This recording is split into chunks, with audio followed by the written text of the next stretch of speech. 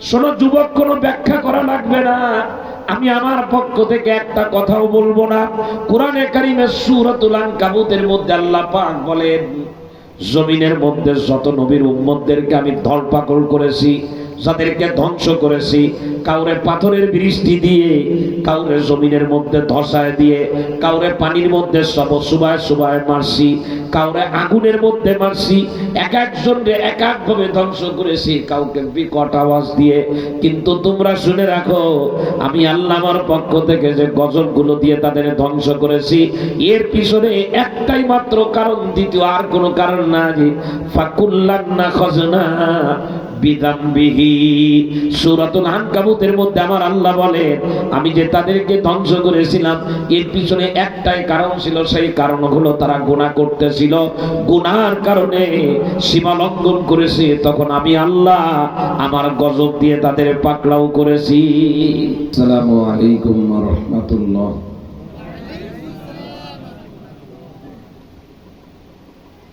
আলহামদুলিল্লাহ আলহামদুলিল্লাহি নাহমাদুহু ওয়া নাস্তাঈনুহু ওয়া নাস্তাগফিরুহু ওয়া নু'মিনু বিহি ওয়া নাতাওয়াক্কালু আলাইহি ওয়া নাউযু বিল্লাহি মিন শুরুরি আনফুসিনা ومن سيئات أعمالنا من يهده الله فلا مضل له ومن يضلله فلا هادي له ونشهد أن لا إله إلا الله وحده لا شريك له ونشهد أن سيدنا وحبيبنا ومولانا محمدا عبده ورسوله أعوذ بالله من الشيطان الرجيم بسم الله الرحمن الرحيم وضرب الله مثلا للذين آمنوا امرأة فرعون إذ قالت رب ابن لي عندك بيتا في الجنة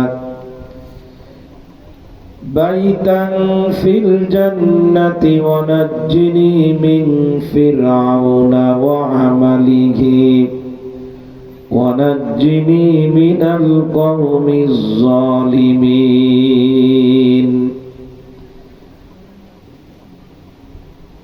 সাদাকাল্লাহুল আযীম। মসজিদুল আরাফাত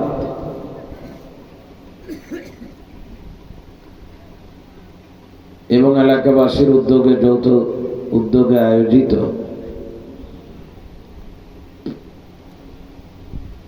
নবম বার্ষিক তাফসীরুল কোরআন মাহফিল 2024 উপস্থিত আছেন মাহফিলের সম্মানিত দাওয়াতি মেহমান এবং আজকের এই মাহফিলের সম্মানিত অতিথিবৃন্দ, উপস্থিত আছেন মাহফিলের সম্মানিত সভাপতি, মসজিদুল আরাফাত সুযোগ্য খতিব, ইউসুফিয়া আলিম মাদ্রাসার আরবি প্রভাষক হযরত মাওলানা মুফতি মোহাম্মদ আফজাল হুসাইন দামাত বারাকাতুহুমুল আলিয়া, উপস্থিত প্রাণ প্রিয় দিনদার ইমানদার মুসলমান ভাইয়েরা, বাসা বাড়িতে পর্দার অন্তরালে দূর দূরান্ত অবস্থানরত আমার মা ও বোনেরা, আল্লাহ তাআলার দরবারে লাখো কোটি শুকরিয়া জানাই, যিনি আমাকে এবং আপনাদের সকলকে প্রচণ্ড গরমের এই মৌসুমে, তীব্র তাপদাহ চলতেছে, আল্লাহ তাআলা আমাদেরকে সকল কষ্ট পিছনে ফেলে কোরআনে কারীমের এই তাফসীর মাহফিলে আসার বসার তৌফিক আল্লাহ তাআলা দান করেছেন। শুকরিয়া আদায় করি, বলি আলহামদুলিল্লাহ। প্রচণ্ড গরম, দুপুরের দিকে আজকে আমার যে অবস্থা, মনে হচ্ছিল যে দম বন্ধ হয়ে যাবে, এমন অবস্থা। রাতেও গরম কম না। আপনাদের এই মাহফিলের আয়োজন রোজার আগে হওয়ার কথা ছিল, সময়ের সঙ্গে আমরা সমন্বয় করতে না পেরে আপনাদের বিচক্ষণ খতিব সাহেব হুজুর সিদ্ধান্ত নিয়েছিলেন যে রোজার পরেই আমরা মাহফিল করব, কিন্তু পরিস্থিতি তো আর মানুষের হাতে না। আল্লাহ পাক যেটা ফয়সালা করেন সেটাই হয়। কোরআনে কারীমের আয়াত গতকালকে জুমার নামাজের আরবি খুতবার আগে যে সংক্ষিপ্ত বয়ান করি সেখানে বলেছিলাম, আল্লাহ তাআলা বলেন ওয়ামা আনতুম বিমুজিজিনা ফিল আরদ। আল্লাহ বলেন, এই পৃথিবীর মানুষ তোমরা যে যত বড় হও আর যার যত প্রভাব প্রতিপত্তি টাকা পয়সা হোক না কেন, আল্লাহ তাআলা বলেন যে আমি আল্লাহ জমিনে যে ফয়সালা করব সে ফয়সালাগুলো ঠেকানোর ক্ষমতা তোমাদের কারণ নাই। কে বলেছেন? এই যে তাপদাহ, প্রচন্ড রোদ, তাপ একেবারে জীবন দুর্বিষহ হয়ে উঠেছে। কিছু করার আছে আমাদের? কিছুই করার নাই। ওই মাঝে মধ্যে যা করার আছে তাই করি, ফেসবুক চালাই আর তালাশ করি যে বৃষ্টি কখন হবে। যদি ফেসবুক দেয় তাহলে হলো, না এলে হলো না। কিন্তু ফেসবুক তো আর বৃষ্টি দিতে পারবে না, কেউই দিতে পারবে না। বৃষ্টি দেওয়ার মালিক কে? তিনি কি আপাতত বৃষ্টি দেওয়া বন্ধ করছেন নাকি? আল্লাহর খাজানায় কি পানি কম হয়ে গেছে নাকি? কম হয় নাই। বৃষ্টি দিয়ে এই সময়, এই ঠিক আজকের এই দিনে পৃথিবীতে অনেক দেশ যারা স্বাভাবিকভাবেই বৃষ্টি পায় না, আল্লাহ তাদেরকে এমন বৃষ্টি দেওয়া দেশে পাগল হয়ে গেছে, এখন ঘর থেকে বেরোইতে পারে না। ঘর থেকে বেরোয় বাথরুমে যাবে তাও বয়া দিয়ে, নৌকা দিয়ে যাওয়া লাগতেছে তাদের। জানেন আপনারা, দুবাই শহরটা এখন পানির নিচে। এখনো পর্যন্ত তারা নিজেদেরকে পানি মুক্ত করতে পারে নাই। এই 10-12 দিন আগে আফগানিস্তানে প্রচন্ড বন্যায় অনেক মানুষ মারা গেছে। তো এক জায়গায় আল্লাহ পানি এত পরিমাণে দিয়েছেন যে তারা পানি থেকে মুক্তি চাচ্ছেন, আর আমাদেরকে আল্লাহ তাআলা ফেলাইয়া দিয়েছেন রোদের ভিতরে।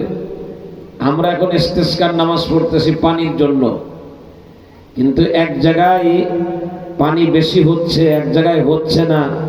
প্রচন্ড রোদ, এই যে এলোমেলো হয়ে গেছে অবস্থা।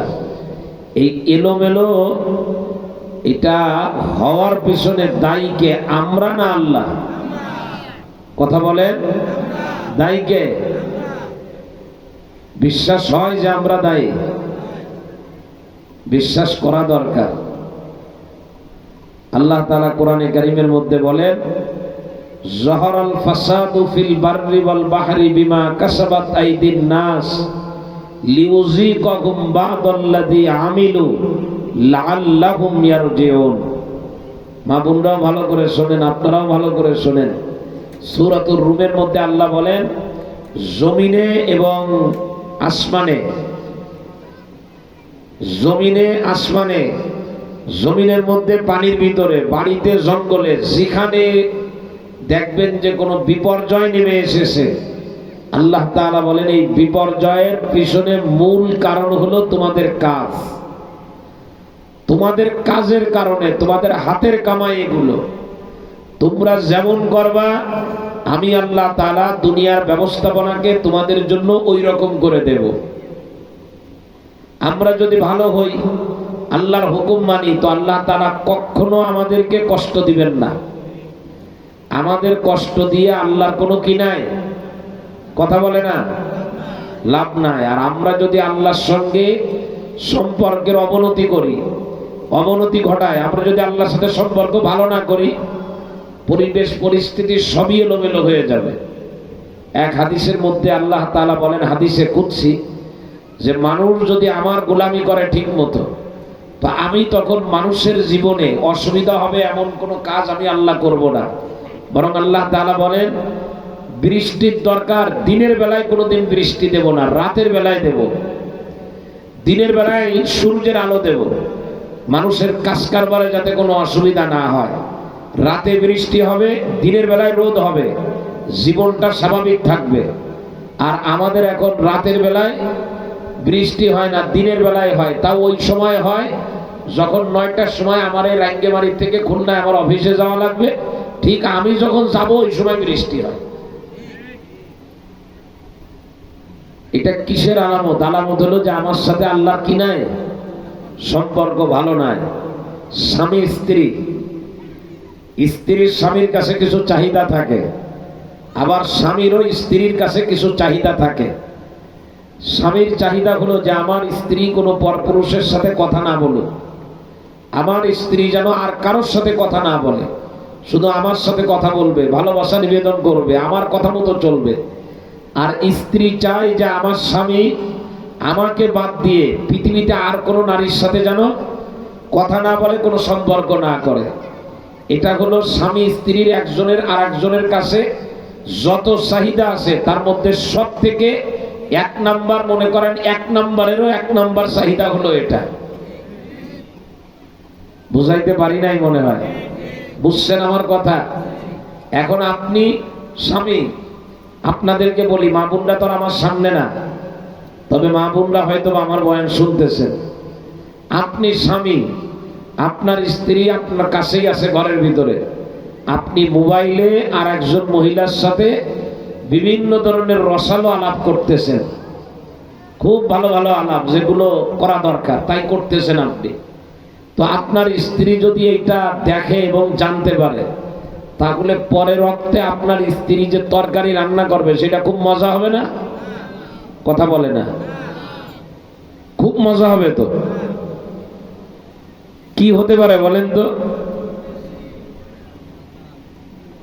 লবণ দেয়ই নাই, অথবা দেশে কিন্তু লবণ বেশি হয়ে গেছে। এখন আপনি খেতে বসে বলবেন যে তুমি কি পাক করছো, লবণ বেশি দেছো কেন? স্ত্রী কয় ও তো কম হয়ে গেছে, বস্তা দূরে দেওয়ার দরকার ছিল। কয় তুমি এত বড় কথা বললে?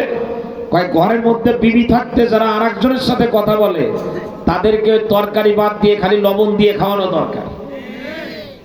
আল্লাহ বলেন যে আমারে বাদ দিয়ে যারা দুনিয়ার ভিতরে অন্য কারোর গোলামি করে তাদের 1-2 মাস রোদ দিলে হবে না, তাদের 12 মাস একটা রোদের মধ্যে ফেলাই দিতে হবে। ফজরের আজান হয়ে গেল, আমি উঠতে পারি নাই। জোহরের আজান হয়ে গেছে, আমি যাইতে পারি নাই। আসরের আজান হলো, আমার কোনো খবর নাই। মাগরিব গেছে, তাও কোনো খবর নাই। এশার নামাজ তো আমার সফটওয়্যার থেকে ডিলিট হয়ে গেছে, না এশার নামাজ। এই অবস্থায় আমার হিসাবে এর রোদ খুবই কম, খুবই কম। মানে আমি যা করি তাতে এই রোদই আমি সোজা হব না।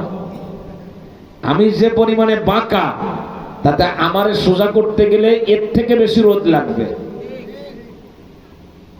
অনেক বাঁকা আমি মিথ্যা কথায় খুব পটু, আর একজনের জায়গা দখলে আমি উস্তাদ। কোন রকম কাগজের ভিতরে পূর্বপুরুষ কোনো ফাঁক রাখছে তাহলে খবর আছে, মোটামুটি এই জায়গা কিভাবে নিতে হয় এই লাইনে আমি উস্তাদ। আল্লাহ তাআলা বলেন তোমারে তো কেউ সোজা করতে পারে না, আমি আল্লাহর রোদ দিয়ে তোমারে সোজা করব। এগুলি সব আমাদের হাতের কামাই। আল্লাহ পাক বলেন তোমরা যে পরিমাণে গুনার কাজ করো পুরাটা শাস্তি যদি আমি দিই তোমরা সহ্য করতে পারবা না। ওয়াফু আন কাসীর, অল্প দিলাম, যা করছো তার অল্প শাস্তি দিচ্ছি দুনিয়ায়, কিন্তু অধিকাংশই আমি আল্লাহ ক্ষমা করে দিচ্ছি উম্মতে মুহাম্মাদি হওয়ার কারণে। ওয়াফু আন কাসীর কোরআন শরীফের ভিতরে আছে, আল্লাহ অধিকাংশই মাফ করে দেন। আমরা যে পরিমাণে অন্যায় করি, আমাদের যে পরিমাণে অপরাধ, আমরা যে পরিমাণে অন্ধকার এবং লাল মানে কালো কালি আমার গায়ে লাগাচ্ছি, তাতে আমার এই কলের পানি দিয়ে গোসল হবে না, আমার সাগরে ফেলাতে হবে। অনেক অন্যায় হয়ে গেছে, মিথ্যা কথা, সকলখুরি, আমানতের খেয়ানত, একজন আরেকজনের আত্মসাৎ করা, বিবিধ অন্যায় অপরাধ। এখন এমন অবস্থার মধ্যে আমরা আছি অন্যায় অপরাধের কথা বলাও যায় না রে ভাই। এক জামানা ছিল সেই নবীর উম্মতেরা সব দিক থেকে ভালো তারা, কিন্তু তাদের একটা ত্রুটি ধরা পড়ছিল আল্লাহর নজরে। সেই ত্রুটি হলো তারা যখন কারোর কাছ থেকে কিছু নিত, পুরা নিত, একটু কম নিত না, নেওয়ার সময় বেশি নিত। কিভাবে এর কাছ থেকে বেশি নেওয়া যায়, আসে না কিছু লোক। আর যখন কাউরে কিছু দিত তখন তাদের চেষ্টা ছিল কত কম দেওয়া যায়। নেওয়ার সময় বেশি নেব, দেওয়ার সময় কথা বলে না, কম দেব, নেব বেশি, দেব কম। এই হলো তাদের অন্যায়। এই অন্যায়ের কারণে আল্লাহ তাআলা তাদের কি শাস্তি দিয়েছিলেন কোরআন শরীফের আয়াতের মধ্যে আসছে। আল্লাহ রাব্বুল আলামিন বলেন নেওয়ার লাইনে বেশি, দেওয়ার লাইনে কম। এই অপরাধ তাদের ভিতরে থাকার কারণে আমি আল্লাহ পাক যে এলাকার ভিতরে এই অপরাধটা প্রচলিত ছিল, ওই এলাকার পুরা মাটি ধরে আমি আল্লাহ পাক ওই মানুষগুলো সহ উল্টায় দিয়েছিলাম। গাড়ি উল্টে যায় না মাঝে মধ্যে, ছাদ নিচে চলে গেছে, চাকা উপরে চলে গেছে, ওই এলাকার মানুষকে পুরা ধরে আল্লাহ তাআলা জমিন ধরে এভাবে উল্টায় দিয়েছে। অপরাধ কয়টা? কথা বলে না। কি অপরাধ জোরে বলেন? ওজনে কম দেওয়া, নেওয়ার সময় বেশি নেওয়া, একে ধ্বংস করা হয়েছে। এখন তো মিথ্যা কথা আমাদের সমাজে চলে না। মিথ্যা নাই এমন জায়গা পাওয়া বড় কঠিন। মাথার ভিতরে টুপি, লম্বা জামা গায়ে, মুখ ভরা দাড়ি, হালকা জমাজমির কারবার করে, সে যে পরিমাণ মিথ্যা কথা বলে, আল্লাহর বান্দা যাদের দাড়ি নাই তারা কি পরিমাণ বলে আল্লাহ পাক ভালো জানেন। আছে না নাই? তাতে এই রোদ কোনো ব্যাপার না। আমরা যা করছি তাতে এর থেকে বেশি রোদ পড়ার কথা। এক থাপ্পড়ে আমাদের হক আদায় হবে না। যে অন্যায় করি তাতে হাজারো থাপ্পড় দেওয়া দরকার। এক একটা দিবস আসলে আমার স্ত্রী, আমার মেয়ে, আমার বোন যেভাবে রাস্তাঘাটে বের হয়ে যায়, তাতে এমন রোদ পড়লে আশ্চর্যের কিছু নাই। কোরআনে কারিমের ঘোষণা, সুস্পষ্ট ঘোষণা, যার মধ্যে কোনো ধরনের কোনো জড়তা নাই। শোনো যুবক, কোনো ব্যাখ্যা করা লাগবে না। আমি আমার পক্ষ থেকে একটা কথাও বলবো না। কোরআনে কারিমের সূরাতুল আনকাবুতের মধ্যে আল্লাহ পাক বলেন, জমিনের মধ্যে যত নবীর উম্মতদেরকে আমি ধরপাকড় করেছি, যাদেরকে ধ্বংস করেছি, কাউরে পাথরের বৃষ্টি দিয়ে, কাউরে জমিনের মধ্যে ধসায় দিয়ে, কাউরে পানির মধ্যে সব সুবায় সুবায় মারছি, কাউরে আগুনের মধ্যে মারছি, এক একজনকে এক একভাবে ধ্বংস করেছি, কাউকে বিকট আওয়াজ দিয়ে। কিন্তু তোমরা শুনে রাখো, আমি আল্লাহ আমার পক্ষ থেকে যে গজবগুলো দিয়ে তাদের ধ্বংস করেছি, এর পিছনে একটাই মাত্র কারণ, দ্বিতীয় আর কোনো কারণ নাই। ফাকুল্লান নাখাযনা বিযামবিহি। সূরাতুল আনকাবুতের মধ্যে আমার আল্লাহ বলেন, আমি যে তাদেরকে ধ্বংস করেছিলাম এর পিছনে একটাই কারণ ছিল। সেই কারণ হলো তারা গুনাহ করতেছিল, গুনার কারণে সীমা লঙ্ঘন করেছে। তখন আমি আল্লাহ আমার গজব দিয়ে তাদের পাকড়াও করেছি। আমরা এখন গুনাহ করি কিনা? কথা বলো ভাই। চোখের গুনাহ, হাতের গুনাহ, পায়ের গুনাহ, জবানের গুনাহ, বাড়িতে গুনাহ, বাজারে গুনাহ, গাড়িতে গুনাহ, রাজনীতির ময়দানে গুনাহ। এমন কোন জায়গা নাই যে জায়গার মধ্যে গুনার সয়লাব চলতেছে না, সব থেকে বড় দুর্ভাগ্য হলো উলামায়ে কেরাম আমাদের মতো মানুষ আমরা যখন বলতেছি এইটা করা যাবে না, এটা গুনাহ, যারা গুনাহ করে আমরা ধরায় দেওয়ার পরে যদি বলে হ্যাঁ বুঝতে পেরেছি আর করব না, আল্লাহ কিন্তু সন্তুষ্ট হন। কিন্তু আমাদের দুর্ভাগ্য মসজিদের মেম্বার থেকে আর ওয়াজের ময়দানে আমরা যদি বলি ভাই এইটা গুনাহ, এটা গুনাহ, এটা গুনাহ, আমার মতো মানুষের মুখটা বন্ধ করে দেওয়ার চেষ্টা করা হয়, গুনার দরজা খোলা থাকবে, কোরআনের দরজা বন্ধ হয়ে যাবে। গজব আসবে না আসবে না জোরে বলেন, আরো জোরে বলেন, আসবে না আসবে না? এজন্য হাত পা ধরে বলবো প্রচন্ড গরম, এ গরম সহ্য করার মতো ক্ষমতা আমার নাই, এ গরম সহ্য করার অভ্যস্ত, এ ধরনের গরম সহ্য করে চলবো আমরা অভ্যস্ত না। এখন এই পরিস্থিতি থেকে যদি নিজেরে বের করতে হয় একটা মাত্র উপায়, সেই উপায় হলো পিছনে যা গুনাহ হয়ে গেছে অনুতপ্ত হব, আল্লাহর কাছে মাপ চাবো, আর ভবিষ্যতে গুনাহ করব না, এই ব্যাপারে আল্লাহর সঙ্গে প্রতিজ্ঞাবদ্ধ হব, ওয়াদা করব আল্লাহ আর কোনোদিন গুনাহ করব না। বান্দা যদি ইস্তেগফার করে কৃত গুনার জন্য অনুতপ্ত হয়ে আল্লাহর কাছে যদি ক্ষমা চায়, আল্লাহ পাক বলেন বান্দা আমি তোমার জন্য যে গজব তোমার উপরে পাঠিয়েছি, আমি আল্লাহ ইস্তেগফার যদি তুমি ঠিকমতো করতে পারো, আমি আল্লাহ ওয়াদা করতেছি তোমার সঙ্গে তোমার কোনো চিন্তা করা লাগবে না, পানি নাই, ইউরসিলিস সামা আলাইকুম মিদরারা, ইস্তেগফার করো, গুনাহ ছেড়ে দাও, আর গুনাহ করবা না, প্রতিজ্ঞা করো, আমি আল্লাহ আসমান থেকে তোমার উপরে মুষলধারে বৃষ্টি দিব। গুনাহ ছেড়ে দাও, বৃক্ষে ফল দেব, গুনাহ ছেড়ে দাও, খালের ভিতরে সাগরের পানি জোয়ার আর ভাটার মাধ্যমে এনে দেব, গুনাহ ছেড়ে দাও, পানির ভিতরে আমি আল্লাহ মাছ দেব, গুনাহ ছেড়ে দাও, ক্ষেতের ভিতরে আমি আল্লাহ ফসল দেব, গুনাহ ছেড়ে দাও, আমি আল্লাহ তোমার জীবনের নিরাপত্তা ফিরিয়ে দেব, গুনাহ ছেড়ে দাও, তোমার যখন ক্ষুধা লাগবে আমি আল্লাহ তোমার খাবারের ব্যবস্থা করে দেব, গুনাহ ছেড়ে দাও, তুমি যে সমাজের মধ্যে লাঞ্ছিত হচ্ছ, বঞ্চিত হচ্ছ, আমি আল্লাহ তোমারে সম্মানের চাদর দিয়ে ঢেকে দেব, গুনাহ ছেড়ে দাও, আমি আল্লাহ দুনিয়ার জীবন আর পরকাল উভয় জায়গায় তোমার মর্যাদা বাড়িয়ে দিব। কি ছাড়বো জোরে বলেন, আরো জোরে বলেন, কি ছাড়বো? আমি আপনাদের বোঝানোর জন্য বলি, আমি তো পরিচিত মানুষ, আমি না চিনলেও আমারে চেনেন। আমি যদি আগামীকালকে আপনারা দেখেন যে আপনাদের এই বাজারে কোনো দোকানে টিভি চলতেছে, আমি বসে বসে টিভিতে সিনেমা দেখতেছি, আপনারা যদি দেখেন আগামীকালকে আমি আপনাদের এলাকায় জমির দালালি করব, মিথ্যা কথা বলে বলে শুরু করে দিলাম, আপনারা যদি আমারে দেখেন আগামীকালকে আমি আমার মেয়েকে বেপরদায় মোটরসাইকেলের পিছনে নিয়ে ঘুরতেছি, আপনারা যদি আমারে দেখেন আমি আপনাদের বাজারে দাঁড়ায় দাঁড়ায় 7 আপ আমি গ্রহণ করতেছি, আপনারা যদি দেখেন আগামীকালকে আপনাদের এলাকায় আমি দাঁড়ায় দাঁড়ায় খাবার আমার মুখে দিচ্ছি, কসম দিয়ে বলি এই সমাজের ভিতরে সব থেকে খারাপ মানুষ যে আমি যদি এমন কাজ করি সে আমার উপরে সন্তুষ্ট হবে না অসন্তুষ্ট হবে? আপনার নজরে খারাপ কাজ করলাম, আপনি সহ্য করতে পারেন নাই, যিনি আমাকে মায়ের পেট থেকে দুনিয়ায় আনলেন আমি দাঁড়াতে পারতাম না, দাঁড়ানোর ক্ষমতা দিলেন, আমার কেউ চিনত না, এখন হাজারো মানুষকে যিনি চিনার ব্যবস্থা করে দিলেন, আমার কণ্ঠে যিনি আওয়াজ দিলেন, আমারে বড় বানালেন, আমার পকেট ভরা টাকা যিনি দিলেন, আমারে জায়গা দিলেন, জমি দিলেন, ওই আল্লাহ আমাকে নিষেধ করেছেন বান্দা এই জিনিস দেখবা না, আমি সেই জিনিস দেখলাম, আল্লাহ তো খুব সন্তুষ্ট হন। আল্লাহ বলেছেন মিথ্যা কথা বলবা না, আমি মিথ্যা কথা বললাম, আল্লাহ তো খুব সন্তুষ্ট হন। কেন বুঝবো না? বোঝা দরকার।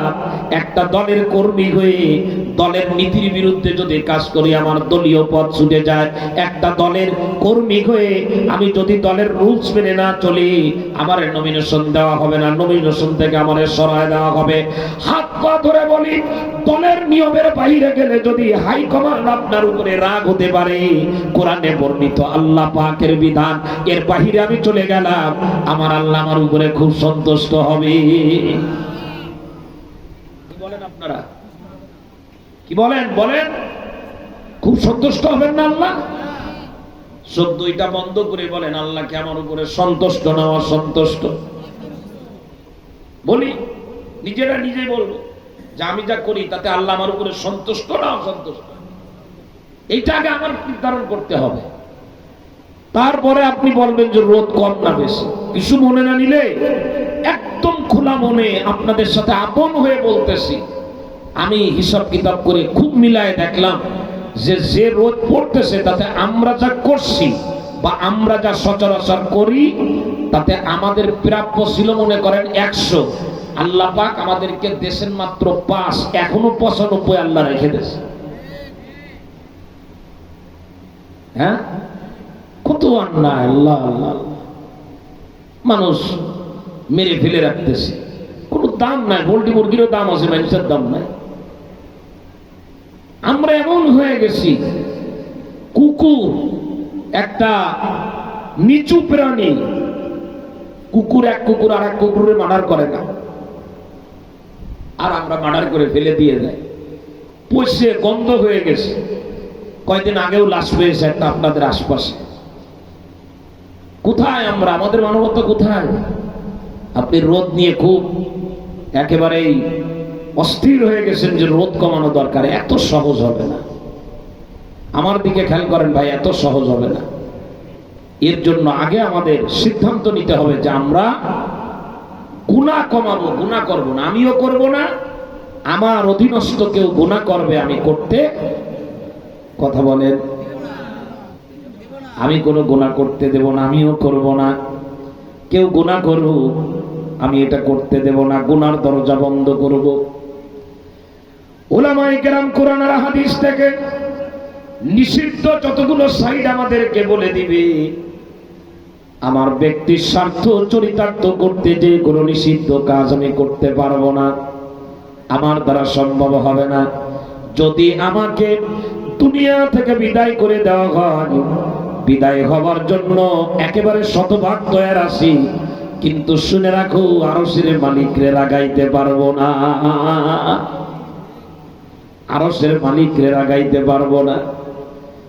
দোস্ত, সামান্য একটা কথা মুখ দিয়ে বললে সব ঠিক থাকবে, রাজপ্রাসাদে থাকার সুযোগ আসবে। কিন্তু একটা কথা, যে কথা রাষ্ট্র আমাকে বলানোর চেষ্টা করতেছে, আমার আল্লাহ ওই কথাটা আমার মুখ দিয়ে বেরো হোক, আমার আল্লাহ এটা চাচ্ছেন না। আমি যদি আল্লাহর চাহিদা পূরণ করি, রব্বুল আলামিন আমার উপরে সন্তুষ্ট হবেন।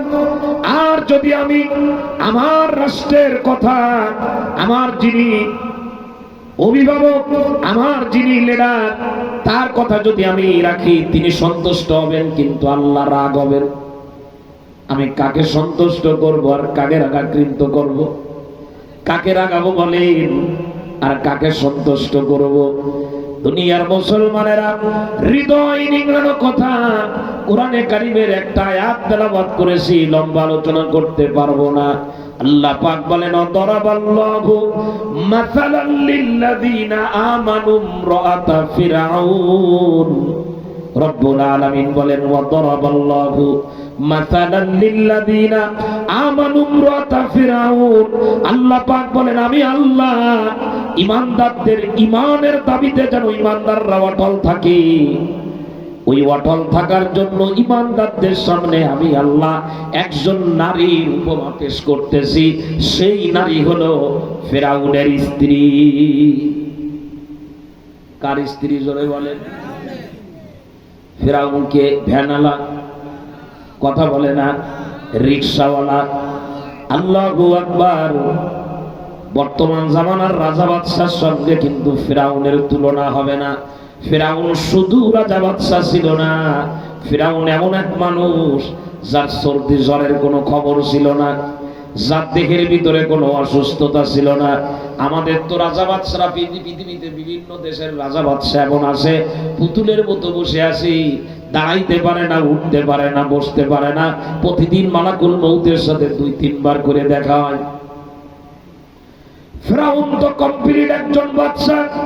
সেই বাদশার স্ত্রী, যার সামনে দাঁড়িয়ে কথা বলার মতো ক্ষমতা কারণ নাই, সেই ফিরআউনের স্ত্রী ফিরআউনের অধীনে ফেরাউনের বাড়িতে থাকা রাজপ্রাসাদে থেকেও গোপনে গোপনে যখন বুঝতে পারছে যে মূসা সত্যিকারের নবী, স্বামী না বুঝলেও স্ত্রী আগে বুঝে গেছে, স্ত্রী এখন গোপনে গোপনে মূসা আলাইহিস সালামরে ডাকছে, ডাক দিয়ে বলে, আমার স্বামীর সামনে তুমি কালেমার দাওয়াত নিয়ে আসলে, লা ইলাহা ইল্লাল্লাহ। আমার স্বামী তো বিশ্বাস করে নাই, তোমারে বলছে তুমি যে নবী তার প্রমাণ কি? তুমি সাথে সাথে প্রমাণ দেখাইছো, হাত বগলে দেশো তো সাদা হয়ে গেছে, আবার হাত বগলের ভিতরে দেশো তো সেইটা আবার স্বাভাবিক হয়ে গেছে, হাতের ভিতরে লাঠি তুমি ফেলে দিলে সেই লাঠি সাপ হয়ে গেল, আবার সেই সাপ ধরার সঙ্গে সঙ্গে লাঠি হয়ে গেল।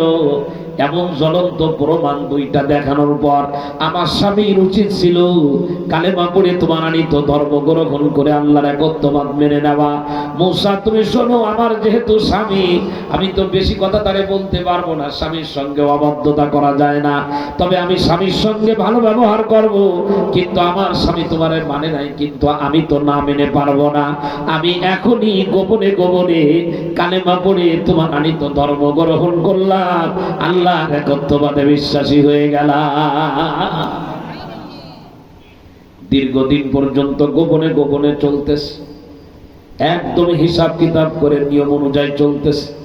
হঠাৎ করে একদিন ফেরাউন বলতেছে, বুঝতে পারছি মূসা একজন জাদুকর, সুতরাং মূসারে ঠেকাইতে গেলে আমার রাষ্ট্রীয় যত জাদুকর আছে সেইগুলারে ডাকতে হবে, তারপরে ওরে ঠেকায় দেব। কোরআনে কারিমের 16 নম্বর পারা সূরাতু তাহার ভিতরে লম্বা আলোচনা আছে। আপনাদের মসজিদের ইমাম সাহেব মুফতি আফজাল হুসাইন, আমি যতদূর জানি উনি কোরআনের খুব তাফসীর করেন। ভাইয়ের কাছে আমার দাবি থাকবে এই ঘটনাগুলো জুমার দিনে আমরা যেন মানুষের সামনে তুলে ধরতে পারি। মুসলমান ভাইরা রে আমার, মূসা আলাইহিস সালামকে ঠেকানোর জন্য ফিরাউন তার রাষ্ট্রের দামি দামি শিক্ষিত জাদুকরদের ডাকলো। সব জাদুকর হাতের ভিতরে লাঠি নিয়ে আসছে। যারা জাদুকর হয় ওদের হাতের ভিতরে কিন্তু একটা করে লাঠি থাকে, মাস্তানি করতে গেলে ডাল লাঠি লাগে, লাঠি ছাড়া আর একজনকে ঠেকানো যায় না। এখন জাদুকররা আসছে লাঠি নিয়ে, মূসা আলাইহিস সালাম হাজির হয়েছেন লাঠি নিয়ে। খেয়াল করেন আমার দিকে। তো মূসা আলাইহিস সালামকে বলতেছে, আচ্ছা তুমি তোমার জাদু দেখাও। মূসা আলাইহিস সালাম বললেন, তোমরা তো সংখ্যায় বেশি, আমি হলাম সংখ্যায় কম, তো আমি চাচ্ছি যে আমি আগে দেখাবো না, তোমাদের কি কি আছে আগে প্যাকেট খালি করো, তোমরা কি কি পারবা দেখাইতে তাই আগে দেখাও। লাঠি সাপ বানানোর জাদু খেলা। এখন এই যত জাদুকর আসছে এই সব জাদুকর একসাথে তাদের লাঠি জমিনের মধ্যে ফেলে দিয়েছে। ফেলে দিলে ওরা জাদুর মন্তর দেশে তো লাঠি সব সাপ হয়ে গেছে, একেবারে মনে করেন ধুলা সাপের বাচ্চার মতো অগণিত সাপ। এই সাপ দেখার পরে ফাউজাসা ফি নাফসিহি খিফাতাম মূসা, মূসা আলাইহিস সালাম মনে মনে একটু ভয় পাইলেন যে তুই এতগুলো সাপ কোনোটা আবার আমার গায়ে বসে না, গায়ের ভিতরে না ওঠে, শরীরে না আসে, তো একটু পিছ হয়ে গেছে। তো আল্লাহ তাআলা তখন বললেন, হে মূসা আকবিল ওয়ালা তাখাফ, একদম ভয় পাবা না ওই সাপ দেখে, তুমি সামনে আগাও, অগ্রসর হও, আর তোমার হাতে যে লাঠি আছে ওই লাঠি ফেলাইয়া দাও। মূসা আলাইহিস সালাম এবার শত শত জাদু করে লাঠির মোকাবেলায় নিজের লাঠিটা জমিনের মধ্যে ফেলাই দিয়েছে। ফেলাই দেওয়ার সঙ্গে সঙ্গে ওই শত শত জাদুকর তাদের লাঠি যে সাপ হয়েছে, এই সব সাপগুলো মূসা আলাইহিস সালামের লাঠি যে সাপ হয়েছে এরকম করে হা করছে, একটু মুখটা খুলছে, খোলার সাথে সাথে সব সাপের বাচ্চাগুলা মূসা আলাইহিস সালামের ওই সাপের মুখের মধ্যে ঢুকে গেছে। বুঝেন বুঝেন বুদ্ধি কারে কয়। এক লাঠি দিয়ে 1000 লাঠি ঠেকায় গেছে। আজও যদি আমাদেরকে স্বাধীনতা দেওয়া হতো, একদম স্বাধীনতা দেবে, কোনো বিধিবিধি নিষেধ থাকবে না, স্বাধীনতা নিয়ে যদি পৃথিবীতে এখন যারা উলামায়ে কেরাম আছেন এদেরকে যদি মাঠে নামতে দেয়, 2-4 জন 10 জন যাদের আকামের কারণে রোদ বেশি হয়েছে, এরা একটাও মাঠে নামার সময় পাবে না। বুঝাইতে পারি নাই মনে হয়, বোঝে নাই কথা, বোঝেননি। কিন্তু আমাদের তো দুর্ভাগ্য, আমাদের আমরা এক মাহফিল করতে গেলে আমাদের বুক থেকে যায় মাটিতে এই মাহফিলের অনুমোদন করাইতে। আর গুনার 6 লাখ। গতকালকে এর আগে কত তারিখে যেন গেলাম বরিশালে, প্রায় আরো 10 দিন আগে হবে। দেখি যে পিরোজপুর শহরে নাগরদোলা টোলা দিয়ে ব্যবসাটা মেলা চলতেছে। গতকালকে গেলাম, একই জায়গায় মেলা চলতেছে, একদম বেকুটিয়া ব্রিজের আগ দিয়ে। লক্ষ কোটি কোটি টাকা জুয়ার নামে গরিবের পকেট থেকে বের করা হচ্ছে। নারী পুরুষের বেহায়াপনা দেখলে মাথা খারাপ হয়ে যায়। রাত কখন 2টো বাজে, কখন 3টা বাজে বোঝা যায় না। রাত যত গভীর হয়, আরশের মালিক দুনিয়ার আসমানে এসে আমাদের ডাকতে থাকে, আর এখন আমাদের গুনাহ তখন বাড়তে থাকে। দেখার কেউ নাই, বলার কেউ নাই, শোনারও কেউ নাই। কত ধরনের অনাচার, অবিচার, জুলুম, অপকর্ম সব দেখেও আমরা না দেখার ভান করি।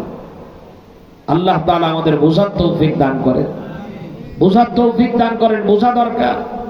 আমরা থেমে যাব, কোনো অসুবিধা নাই। আমরা একজন থেমে যাব, কোনো কথা বলবো না।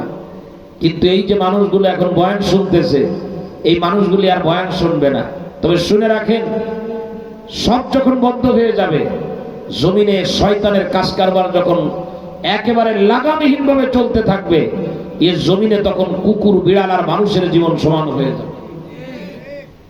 বিশ্বাস করেন আর না করেন, এটাই হবে, হচ্ছেও তাই দুনিয়াতে।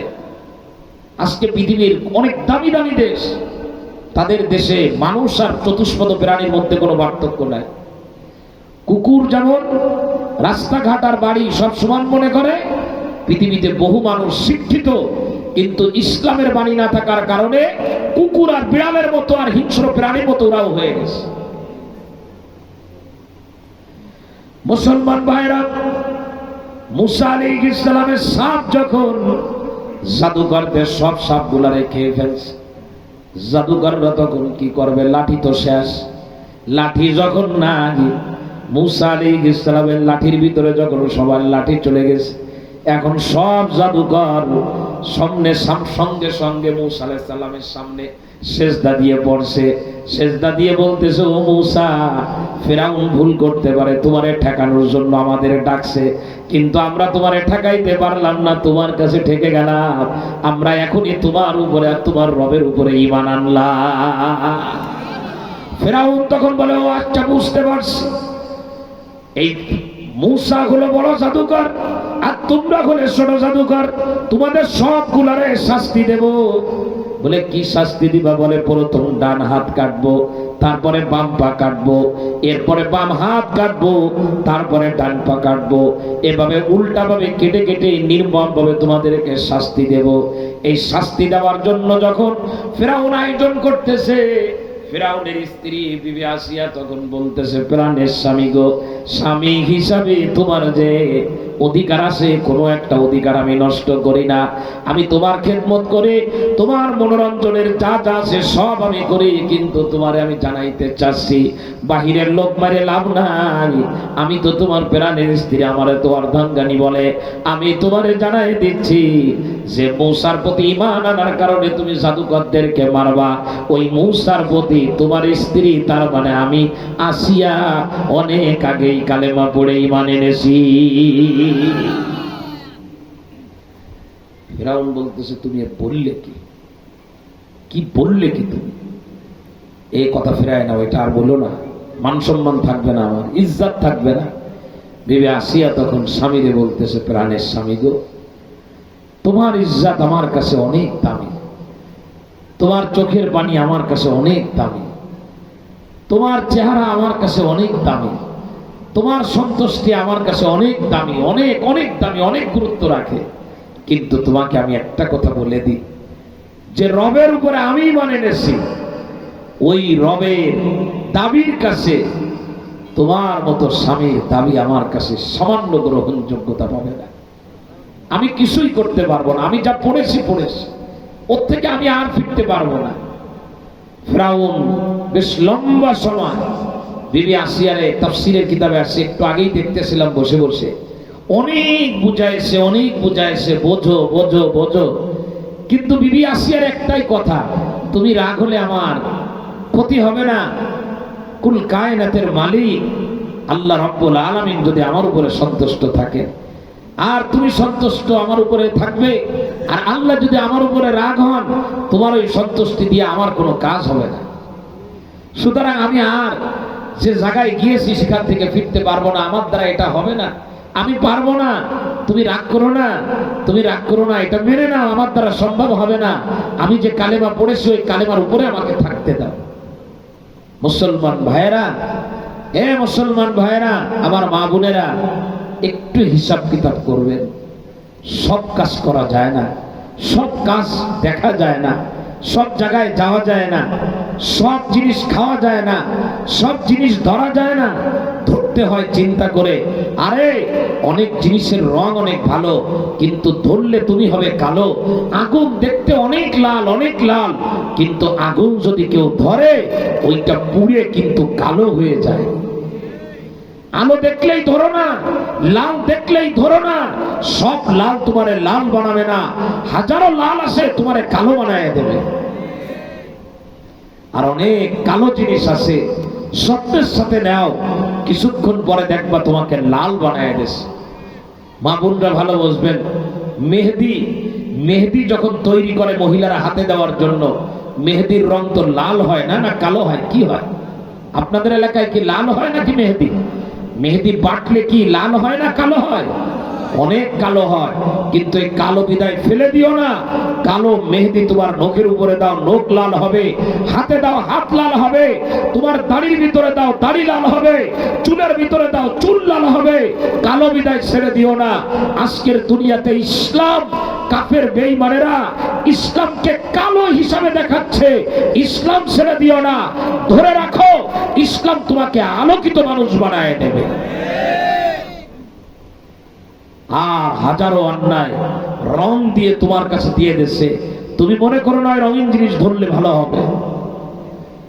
বিদ্যুতের তারের ভিতরে যে কয়েল থাকে ওটা কিন্তু লাল রঙের হয়। ধরো না, ধরো না, ও লাল তোমারে লাল বানাবে না, তোমারে কিছু সময় পরে রক্ত চুষে নিয়ে কালো বানায় দেবে তোমাকে। বুঝো? বোঝার জন্য বলি, সব জায়গায় মাথা উঁচু করো না। এই জমিনে মাথা রাখো। মাথা যত জমিনে রাখবা, এই জমিনের মালিক তোমার মাথা তত উঁচুর ব্যবস্থা করবে। বুঝি না আমরা? ফেরাউন যখন স্ত্রীরা ফিরাইতে পারলো না, সব প্রোগ্রাম বন্ধ। আপন লোকদেরকে ডাক দিয়ে বলতেছে, আমার স্ত্রী তো আমারে বড় পরীক্ষার মধ্যে ফেলে দিয়েছে। মুসা নিয়ে এখন আমার চিন্তা না, আমার এখন গলার কাটা হলো আমার স্ত্রী। তার কারণ আমার স্ত্রী গোপনে গোপনে মুসার আনিত ধর্ম গ্রহণ করেছে। তোমরা আমারে বাঁচাও, তোমরা আমারে রক্ষা করো। আমি কেমনে আমার স্ত্রীরে ফেরাবো তোমরা বলো। যারা পরামর্শদাতা তারা পরামর্শ দিল। ওই পরামর্শ সবাই যারা ছিল, তাদের কিছু খালাতো ভাই আর মামাতো ভাই এখনো পর্যন্ত দুনিয়াতে আছে, যারা আলেমদের বিরুদ্ধে, মুসলমানের বিরুদ্ধে এখনো লাল দালানে বিভিন্ন জায়গায় চক্রান্ত করে।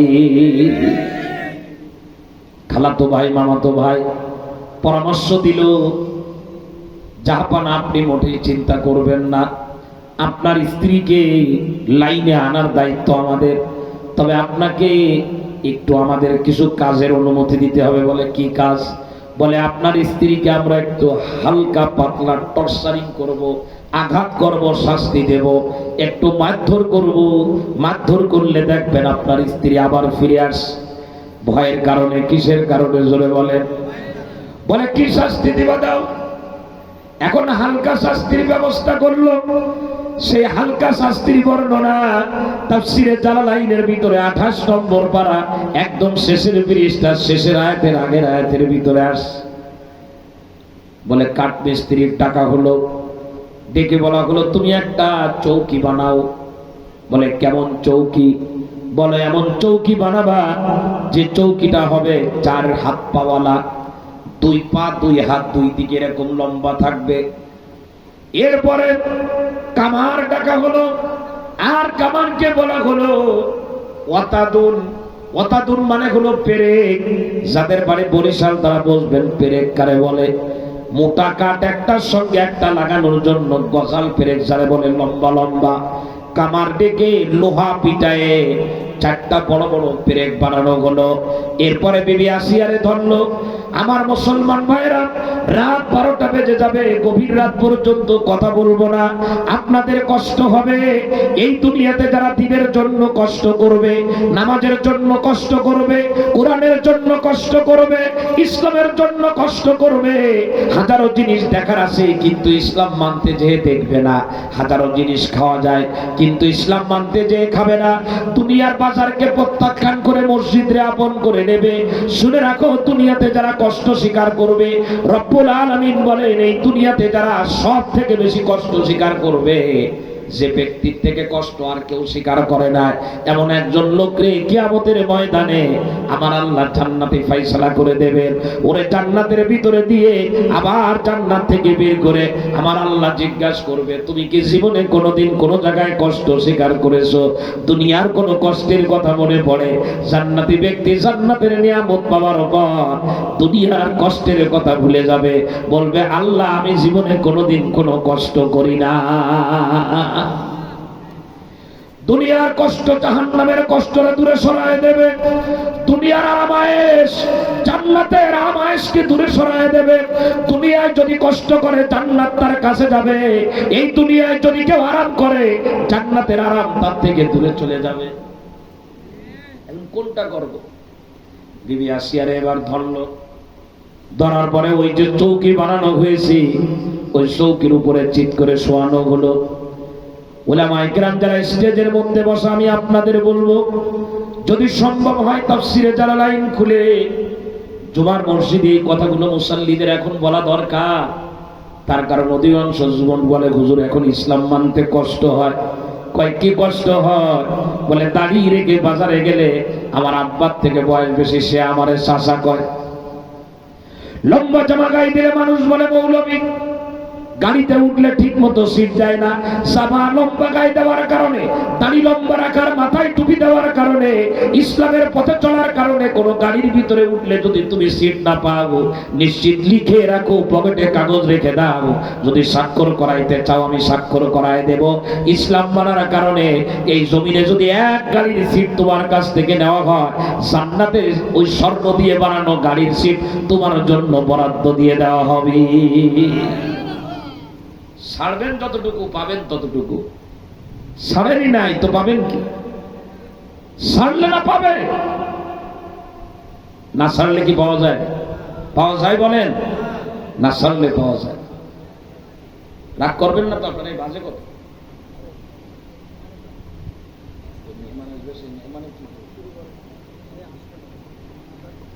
আমি শেষ করে দেবো, 12টা বাজে শেষ করে দেবো। আল্লাহ, এই এলাকা নাকি আমার নতুন এলাকায় হুজুর বলতেছে। আল্লাহ ভাই আমার দিকে খেয়াল করেন। 1994 সালে আমার বাড়ি যশোরের কেশবপুর। বাড়ি ছেড়ে খুলনায় আসছিলাম পড়তে। কোথায়? খুলনাতে। তো প্রায় 100 মতো ছাত্র আমরা প্রথম যে ক্লাস, সেই ক্লাসে ছিলাম। এই 100 জনের ভিতরে কেউ মাদ্রাসায় পড়ছে, কেউ পড়ে নাই, ওই সময় বেরোয় গেছে। এখন অনেকের সাথে দেখা হয় খুলনা শহরের শপিং কমপ্লেক্সে, বিভিন্ন জায়গায়। বলে দোস্ত, মাদ্রাসায় না পড়ে আর এই কোরআন হাদিস না পড়ে যে কি ভুল করছি, এ আসলে এখন আর মানে বুঝেও কোনো রিকভারি করতে পারতেছি না। এটা কেন? কয় দোস্ত, তুমি খুলনা শহরের চলো, আলহামদুলিল্লাহ কত মানুষ তোমার সম্মান দেয়, আর আমরা মাদ্রাসা ছেড়ে দিয়ে কাজ বাজ করি, এদিকে নামাজ কালাম ঠিক মতো পড়তেও পারি না। মানুষ সম্মান তো দূরের কথা, বাড়ির স্ত্রীও আমাদেরকে ভালো কয় না। ছেড়ে দেন কিছু, পাবেন অনেক, দিবেন যা তার থেকে বেশি পাবেন, এটাই নিয়ম।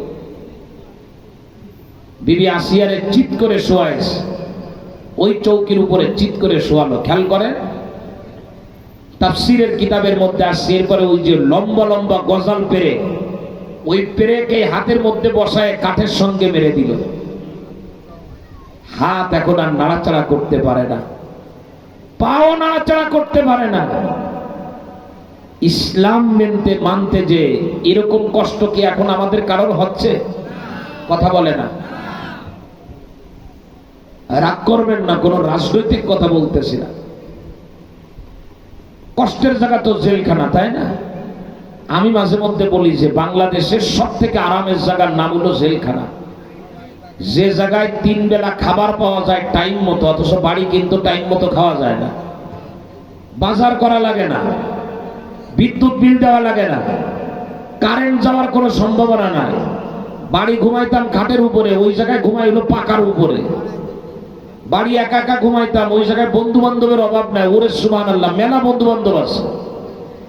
জেলখানার ভিতরে একটা লোক যে পরিমাণ আরামে থাকে, জেলখানার ভিতরে, বাংলাদেশের জেলখানায়, আমার মনে হয় আমার যদি সুযোগ থাকতো তাহলে আমি প্রতি বছরে 6 মাস জেলখানায় থাকতাম।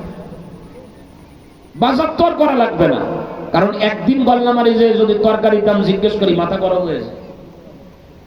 আর জেলখানায় আপনারা গোশ খাইতে দেবে, সপ্তাহে সপ্তাহে মাছ খাইতে দেবে, 3 বেলা খাবার টাইম টু টাইম।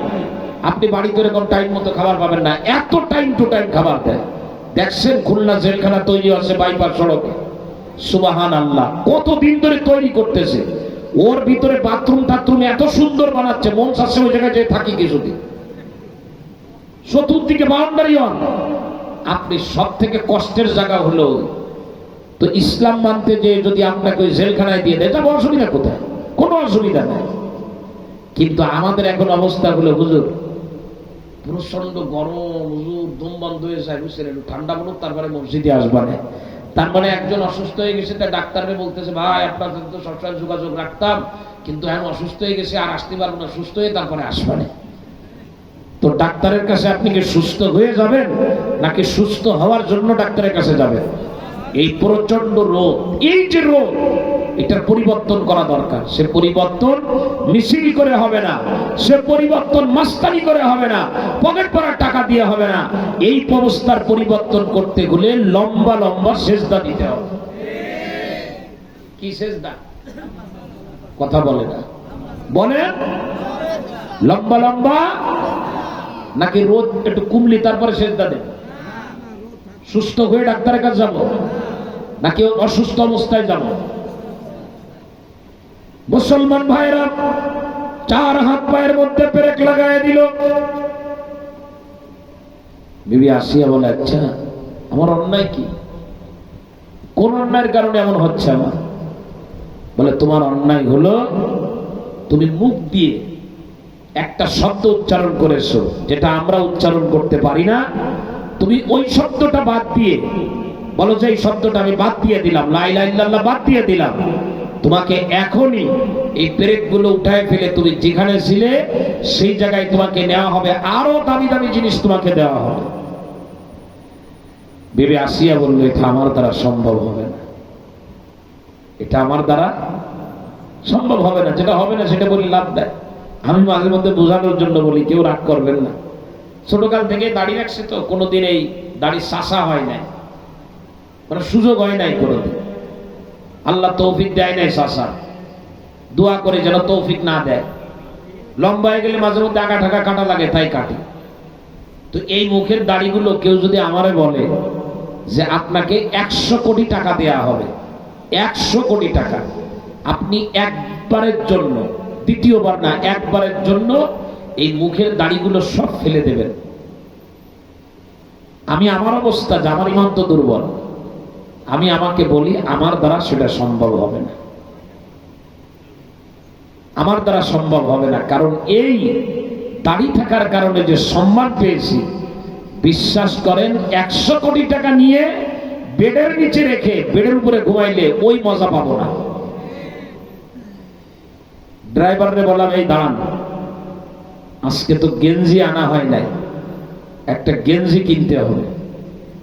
মোল্লাহাটের বড়ঘাট বাজার, এই কয়েকদিন আগে গাড়ি থেকে নেমে, গাড়ি দাঁড় করানো, আমি গাড়ি থেকে নেমে গেলাম গেঞ্জির দোকানে, কাপড় বিক্রি হয়।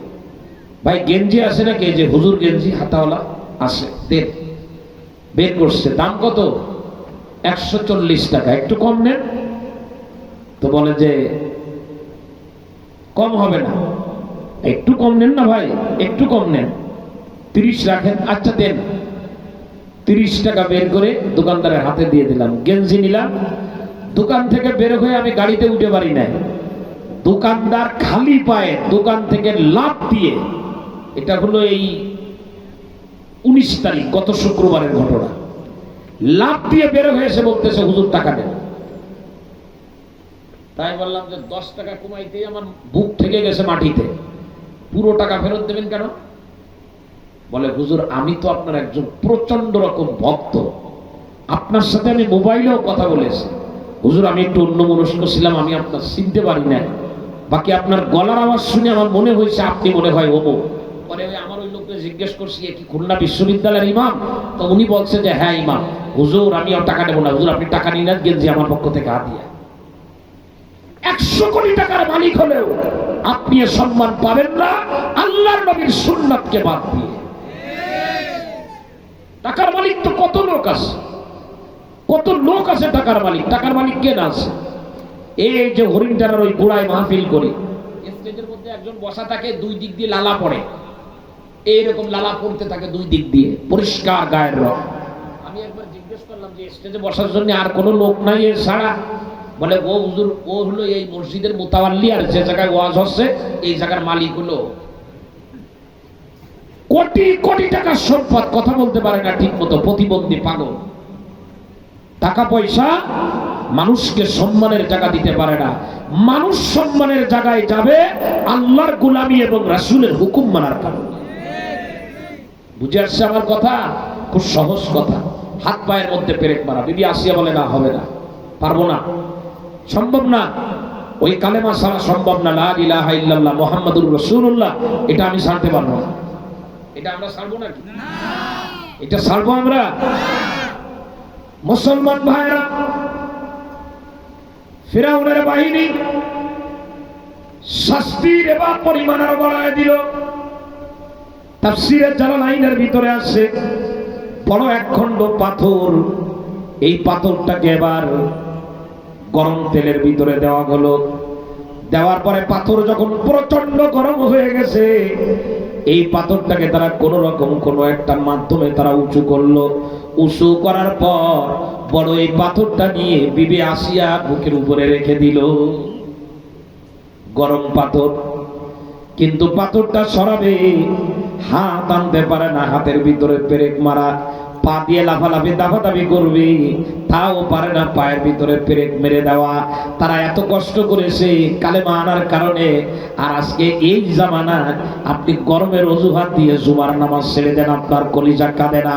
যদি আগামী জুমার আগে আপনার মৃত্যু হয়ে যায়, সে জুমার নামাজ পড়েন নাই, কিয়ামতের ময়দানে আসামি হিসাবে উঠতে হবে। ফজরের নামাজ পড়ি না, জোহরের আগে মৃত্যু হয়ে গেছে, ফজরের নামাজের রানিং মামলা ঘাড়ে করে নিয়ে আমার উঠা লাগবে। আমার উপরে ফরজ গোসল, আমি ফরজ গোসল করি নাই, ওই অবস্থায় মারা গেছি, আমারে কিয়ামতের ময়দানে ফরজ গোসলের আসামি করে আমারে উঠানো হবে। আমি বেপরদায় রাস্তার ভিতরে গেলাম, সড়ক দুর্ঘটনায় মারা গেলাম, ওই বেপরদা অবস্থায় কিয়ামতের ময়দানে আমারে উঠানো হবে। এ দুনিয়ার মুসলমানেরা, মৃত্যু কোথায় আসবে আমি জানি না। ওই বেইলি রোডের অগ্নিকাণ্ডে কত মানুষ হোটেলের মধ্যে মারা গেল, জানি না আমার মৃত্যু আমার আল্লাহ আগুনের মধ্যে রাখছেন কিনা। সড়ক দুর্ঘটনায় প্রতিদিন মানুষ মারা যায়, জানি না আমার আল্লাহ ওই মৃত্যু আমার জন্য লিখে রেখেছেন কিনা। ও যুবক, হাত জোড় করে বলে দি, এই জমিনের উপরে তোমার থাকার ব্যাপারে কেউ নিশ্চয়তা দিতে পারবে না, যাওয়ার ব্যাপারে নিশ্চয়তা দেওয়া যাবে। আসার জন্য তারিখ আছে, যাওয়ার জন্য কোনো তারিখ নাই, এনি টাইম যে কোনো সময় যাওয়া লাগবে। হাত পা ধরে বলতেছি, কোনো অজুহাত খাড়া করব না। রাষ্ট্রের বিরুদ্ধে অজুহাত খাড়া করলাম, আকাশের বিরুদ্ধে অজুহাত খাড়া করলাম, ইত্যাদি ইত্যাদি বলে বলে নিজের ইসলাম থেকে দূরে নিয়ে যাইতেছি। ছোট ছোট বাচ্চারা সূরা ফাতিহা পড়তে পারে, লজ্জা করেন আমি একটা বড় মানুষ সূরা ফাতিহা পড়তে পারি না। ইমাম দোয়া কুনুত পড়তে পারে, আমি পারি না, লজ্জা করা দরকার। আমি সব পারি, কাগজপত্র বুঝি, দলিল সব আমি বুঝি। আমি ঠিকমতো নিজের নাম লিখতে পারি না, হাজার হাজার দলিল আমি বুঝি। পর্সা আমরা বুঝে যাইতেছি, ম্যাপ আমরা বুঝি, কিন্তু কোরআনে কারীম মসজিদে পড়ে আছে। আমি একটা মুসলমানের সন্তান, আমার আল্লাহ কোরআন আমার জন্য দিয়েছেন, আমি কোরআন পড়তে পারি না। আমি কোরআনে কারীম বুঝি, বুঝি না এ দুনিয়ার মুসলমান মাটির কবরে গেলে জবাব দেওয়ার কোনো সুযোগ থাকবে না। সব বুঝি, আমি সব বুঝি, আমি বুঝি না এমন কোনো জিনিস নাই। একদম এই রাঙ্গেবাড়ি মৌজায় কোন কোন জায়গায় বেজাইলে জমি আছে সব আমার মুখস্থ, সব মুখস্থ। দেখি তো কিছু কিছু লোকজন বলে, শুনি, কয়েক হুজুর আল্লাহর রহমত, আল্লাহ তাআলা দেশে হচ্ছেন এই কয়েক বছরের মধ্যে, আল্লাহ তাআলা অনেক দেশে। কিভাবে দিল আল্লাহ? কয় ওই একটা খাল ছিল, সরকারি খাল, বালু ভরাট করে প্লাটিং করেছে, ওতে 2-3 কোটি টাকা হয়েছে। পুরো খাল কিয়ামতের ময়দানে কেটে দেওয়া লাগবে তোমার। মানুষ জান্নাতে যাবে আর আল্লাহ তোমার কোদালা জুড়ি দিয়ে বলবে খাল কেটে দিয়ে আগে যা। তুই খাল বন্ধ করছো, সারা জায়গায় পানি বেঁধে গেছে, লোকজন কষ্ট পেয়েছে, প্রত্যেকটা লোকের পা ধরে মাপসবি আজকে কিয়ামতের ময়দানে, তারপরে তো ছাড় দেওয়া হবে। বুঝেন নাই কথা? বুঝেননি? হাদিসের মধ্যে আসছে এক আত্মা 1 বিঘা। কয় বিঘা? কথা বলে না।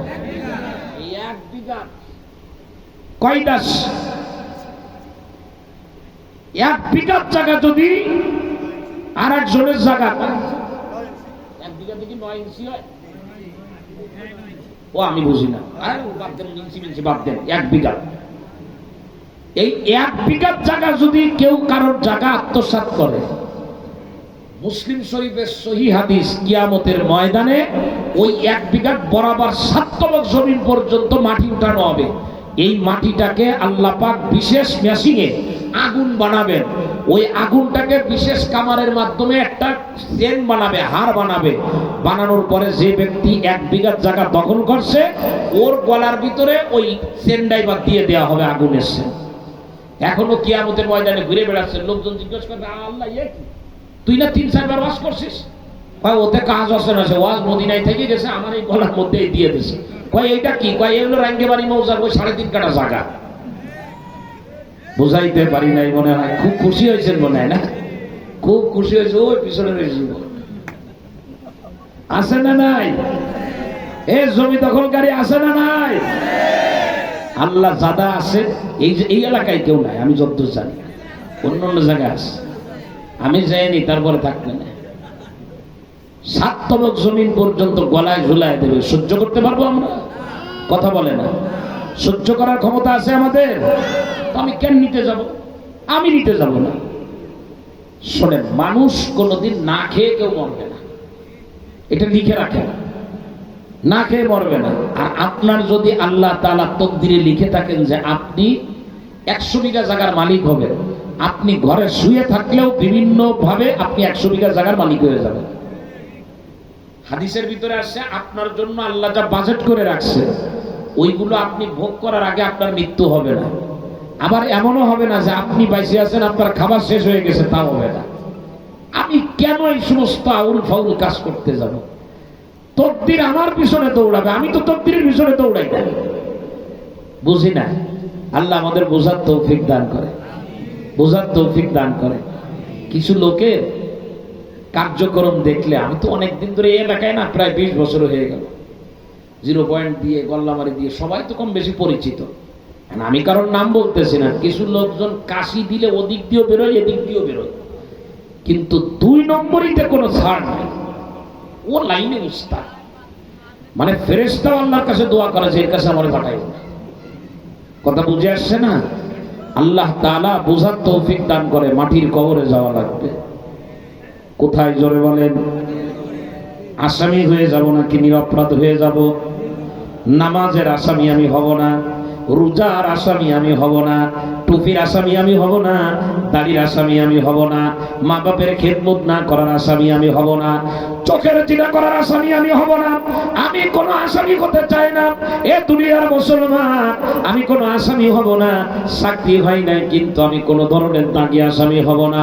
কোন রকম আমার আল্লাহর কাছে যদি হাজিরা দিতে পারি, আসামি হওয়া ছাড়া, আমার আল্লাহ বলেন যদি জাররা পরিমাণ ঈমান আসামি হওয়া ছাড়া নিয়ে যদি আল্লাহর সামনে যেতে পারেন, 10 দুনিয়া বরাবর এক বিশাল জান্নাতের মালিক আল্লাহ আপনারে বানায় দিবে। আমি আসামি হয়ে যাব। তো বিবি আসিয়ার বুকের উপরে বিশাল বড় এক পাথর, প্রচন্ড গরম, সরাইতে পারে না। বিবি আসিয়ার মুখ থেকে তখন কি শব্দ বের হয়েছে? আল্লাহ আল্লাহ আহাদ আহাদ আহাদ, আল্লাহ এক, আল্লাহ এক, আল্লাহ এক, মাবুদ এক, রাজ্জাক এক, হাফিজ এক। এক আল্লাহর নাম উচ্চারণ করেন। ফিরাউন বলতেছ, ও প্রাণের স্ত্রী, সহ্য করতে পারি না তোমার এমন কষ্ট। তুমি বলো মূসার কাছ থেকে যা শিখছিলাম তা ভুলে গেলাম। তুমি বলো নামাজ আমি ছেড়ে দিলাম। চাকরি করতে গেছে বলে নামাজ চলবে না। বহু যুবক বিশ্ববিদ্যালয়ের মসজিদে এসে বলে হুজুর আপনার সাথে দেখা করতে আসছি, আপনার বয়ান শুনি। আপনার বয়ান শুনে নামাজ শুরু করেছিলাম। আমার বস আমারে বলে নামাজ পড়লে চাকরি করা যাবে না। হুজুর আপনি বলছেন নামাজ ঠিক, চাকরিটাও বাদ। চাকরি ছেড়ে দিয়ে চলে আসছে। হুজুর আপনি দোয়া করেন আল্লাহ যেন আরো চাকরির ব্যবস্থা করে দেয়। জিজ্ঞাসা করি যুবক চাকরি ছেড়ে দিয়ে আসছো, কোনো অসুবিধা আসো কিনা? বলে না হুজুর অসুবিধা না, চাকরিতে যে কয় টাকা পেতাম আল্লাহ অন্যভাবে হালাল পন্থায় ব্যবস্থা করে দিচ্ছি। কত পাও? বলে হুজুর এই অল্প পাই। এতে হয়ে যায়? বলে হ্যাঁ যায়। কিভাবে যায়? বলে হুজুর আমাদের খরচ কম, খাওয়া ছাড়া আমাদের কোনো খরচ নাই। আমার স্ত্রী কক্সবাজারে যায় না, আমার স্ত্রী সুন্দরবনে যায় না, আমার স্ত্রীর পিছনে কোটি টাকা লাগে না, আমি সিগারেট খাই না, আমি গাঁজাও খাই না, অল্প কয়টা ভাত খাই, আমার অত বেশি ক্ষুধাও না। হুজুর মসজিদে নামাজ কালাম পড়ি, এরপরে মাঝে মধ্যে তবলিগে চলে যায়, মাঝে মধ্যে চরমনায় যায়, মাঝে মধ্যে অমুক জায়গায় জিকিরের মজমা বসে ওই জায়গায় যায়, অমুক ইসলামের সাথে ইসলামের দলের সাথে চলতে থাকি। হুজুর আমার কোনো ঝামেলা নাই, আমার কোনো জায়গায় কোনো ট্যাক্স দেওয়া লাগে না, কারোর কোনো খাজনা দেওয়া লাগে না। হুজুর যা ইনকাম করি আল্লাহ পাক ডাল ভাত খাওয়ায় অনেক ভালো রাখছি। আসলেও তাই, আল্লাহর মধ্যে থাকলে আল্লাহ ওদের ভালো রাখে। আল্লাহ এখানে তো আজকে প্রথম আসছি, আগে কোনোদিন আসি নাই। পাইকগাছা কয়রা এলাকার কেউ আসেন নাকি আপনারা? কায়রো পাইকগাছা এলাকা, কায়রোয় গেছিও আছে। এই যুবক খেয়াল করো, ঘুগরাকাটি একটা বাজার আছে, ঘুগরোকাটি। আমারে বললো হুজুর এখান থেকে গাড়ি যাবে না। আমি গাড়ি যাবে না তো আমি কিসে যাবো? হুজুর মোটর সাইকেলে। উঠলাম, ওই নদীর পাড় দিয়ে নিয়ে যাচ্ছে। এই যে ডায়নাতে নদী, এর পাশ দিয়ে রাস্তা, ওই রাস্তাটা ওইদিকে নিয়ে যায়। কিছু দূর যাওয়ার পরে কসুদূরে মোটর সাইকেলে যা যেতি না তুই হেঁটে যেতে হবে। এরপরে হাঁটলাম বেশ কিছু দূর পর্যন্ত, শীতের সিজন ছিল। তাই বললাম যে ভাই এর রাস্তাঘাটের যে অবস্থা, তাতে আপনাদের এলাকায় মানুষ যদি অসুস্থ হয় তো অ্যাম্বুলেন্সও ঢুকবে না, কি দিয়ে কি করেন আপনার? ভাই হুজুর আমাদের যে রোগ হয় তাতে বাজারে যা জানে না, ওই এলাকাতে ঠিক হয়ে যায়। তাই বললাম যে হার্ট অ্যাটাক ম্যাটাক যদি করে, কয় হুজুর ও আমার এলাকায় আসে না। ওই এলাকার মানুষ ওই পাপ করে নাই যে পাপের কারণে হার্ট অ্যাটাক হয়। ও ধনী এলাকায় ঘুরে বেড়ায়, ধনী এলাকায় খুব দিলের কান দিয়ে বলে পারবো না, এই কালেমা ছাড়া সম্ভব হবে না, এটা আমি ছাড়তে পারবো না, এটা আমার রাখতে হবে, রেখে যা করার। তো বিবি আসিয়ারা এখন ওই চৌকিটা ধরে পাথর সহ মরুভূমিতে উত্তপ্ত বালু, ভরা দুপুর, সূর্যের আলো, তাপ একেবারে সরাসরি পড়তেছে, এরকম মরুভূমিতে বালু মরুভূমিতে নিয়ে রেখে দিয়েছে। দিয়ে দূর থেকে ফিরাউন বারবার বলতেছে প্রাণের স্ত্রী এখনো বলো মূসারে ভুলে গেছে, মূসার রবরে বাদ দিয়ে দিলাম, সাবেক বহাল করে দিলাম, এখনো বলো। বিবি আসিয়ার যখন একেবারে শেষ সময় আর সহ্য করতে পারে না, আর এক বর্ণনা আসছে একটু আগেই দেখলাম তাফসিরে মারিফুল কোরআনের মধ্যে, যে উপর থেকে বড় একটা পাথর এরকম করে বিবি আসিয়ার উপরে ফেলাচ্ছে। তো বিবি আসিয়া যখন এই পাথরটা ফেলাচ্ছে তখন বুঝতেছে যে এত বড় পাথর যদি আমার বুকের উপরে পড়ে, এত সময় তো হাতে ব্রেক মারা স্বাভাবিক ছিলাম, টিকে ছিলাম, ধৈর্য ধরতে পেরেছি, পাথরটা পড়ার পরে আমার রুহটা মনে হয় বের হয়ে যাবে, কারণ অত বড় পাথর বুকের উপরে পড়লে আমি আর টিকতে পারবো না। বিবি আসিয়া তখন আল্লাহর কাছে বলছিল কিছু কথা, সেই কথাগুলো আল্লাহ তাআলা আমাদের জন্য, আমাদের মতো মানুষের জন্য, আমরা যারা বোরকা পড়তে চাই না, আমরা যারা পর্দা করতে চাই না, আমরা যারা সত্য কথা বলতে চাই না, অল্প কিছু টাকা হয়েছে আমরা যারা বাম হাতে চা খাই, মসজিদে আজান হয় আমরা যারা মসজিদে যাইতে চাই না, তাদের জন্য আল্লাহ তাআলা কোরআন শরীফে রেকর্ড করে দিয়েছেন। বিবি আসিয়া ওই পাথরটা যখন দেখতেছে নিজের উপরে ফেলাবে, বিবি আসিয়া তখন আল্লাহর সাথে কিছু কথা বলছিলেন। রব্বি বিনিলি ইনদাকা বাইতান ফিল জান্নাহ। কত সুন্দর কথা। রব্বি বিনিলি ইনদাকা বাইতান ফিল জান্নাত। উলামায়ে কেরাম আছেন, অর্থ যদি ভুল হয় ওনারা আমাকে বলে দেবেন। রব্বি বিনিলি, ও রব তুমি আমার জন্য বানাও ইনদাকা বাইতান ফিল জান্নাহ, তোমার কাছে একটা ঘর বানাও ফিল জান্নাত, জান্নাতের ভিতরে। আমি আর রাজপ্রাসাদে যাব না, এই প্রাসাদে আমার আর ফিরতে মন চাচ্ছে না। এই পাথর ফেলানোর পর আমার হয়তো রূহ বের হয়ে যাবে। ওগো আল্লাহ, তোমার কাছে দাবি, তুমি তোমার কাছে জান্নাতের মধ্যে আমার জন্য একটা ঘর বানাও। কোথায় ঘর বানাবে? নাকি রাজপ্রাসাদে ফিরে যাবে? বলেন কোথায়? জোরে বলেন না, কোথায় ঘর বানাবে? রাঙ্গেমারি না, ফাতেমাবাগ না, ঢাকায় না, রাজধানীতে না, কানাডায় না, আমেরিকায় না, ব্রিটেন না, অস্ট্রেলিয়ায় না। বিবি আসিয়া বলতেছে, আল্লাহ তোমার কাছে, যে জায়গায় না, তোমার কাছে জান্নাতের মধ্যে আমার জন্য একটা ঘর বানাও। দেখছেন তো, তাফসীরের কিতাবের মধ্যে আসছে, জোরে বলবো না, আস্তে আস্তে বলি, 12:30 বেজে যাচ্ছে, অনেক দূর আওয়াজ যাচ্ছে, লোকজন আমার গাল বন্ধ করবে যে হুজুরের খেয়ে কান্নায় 12:30টার সময় শেষ আসছে। তো যখন এই দোয়া করছে, দোয়া কবুল হবে কি হবে না? দোয়া কবুলের কিছু মুহূর্ত আছে, যুবক বন্ধুদের বলি, দোয়া কবুলের কিছু মানে ক্রাইটেরিয়া আছে, কিছু নীতিমালা আছে। বান্দা যখন ধাক্কা খায়, ফার্স্ট সেকেন্ড স্টেপ ধাক্কা খাইলো, থার্ড স্টেপ ধাক্কা খাইলো, ধাক্কা খেতে খেতে খেতে খেতে বান্দা যখন এমন জায়গায় যায় যে বান্দার ভিতরে এখন দৃঢ় বিশ্বাস যে আল্লাহ ছাড়া আমারে কেউ এখান থেকে আর ছাড়াইতে পারবে না, আল্লাহ পাক বলেন বান্দার জন্য তখন আল্লাহর সাহায্যের দরজা খুলে যায়। বিবি আসিয়া যখন এই দোয়া করছে যে আল্লাহ তোমার কাছে জান্নাতের মধ্যে আমার জন্য একটা ঘর বানাও তুমি, বাইতান ফিল জান্নাহ, বাইতুন ঘর। তো তাফসীরে জালালাইনের মধ্যে আসছে, লিখে নেন, গলার মালা বানান, এই কথাগুলো ধরে রাখবেন ইনশাআল্লাহ। সেজদা কত দেওয়া যায় দিয়ে দেন সেজদা। তাফসীরে জালালাইনের ভিতরে আসছে বিবি আসিয়ার দোয়া কবুল হয়েছে, কিন্তু বিবি আসিয়া তো জানানোর দরকার, সেই জানানোর জন্য এখনো পর্যন্ত বিবি আসিয়ার রূহ বের হয় না, এখনো রূহ বের হয় নাই। পাথর বুকের উপরে যখন এই দোয়া করে ছেড়ে দিল, এখনো রূহ বের হয় না। রব্বুল আলামিন জান্নাতের ফেরেশতাদেরকে বলে, ও জান্নাতের ফেরেশতারা দরজা খুলে দাও আর আমার বান্দিরে দেখায় দাও, তার জন্য আমি আল্লাহ জান্নাতে ঘর রেডি করে ফেলেছি। আসলে রেডি করবো তাই না? তাফসীরে জালালাইনের টিকার ভিতরে আসছে বিবি আসিয়ার এখনো মৃত্যু হয় নাই, এখনো পর্যন্ত হায়াতে জিন্দেগির মধ্যে আছেন। আল্লাহু আকবার, বুকের উপরে পাথর, জান্নাতের দরজা খুলে দিয়েছেন, জীবিত মানুষ।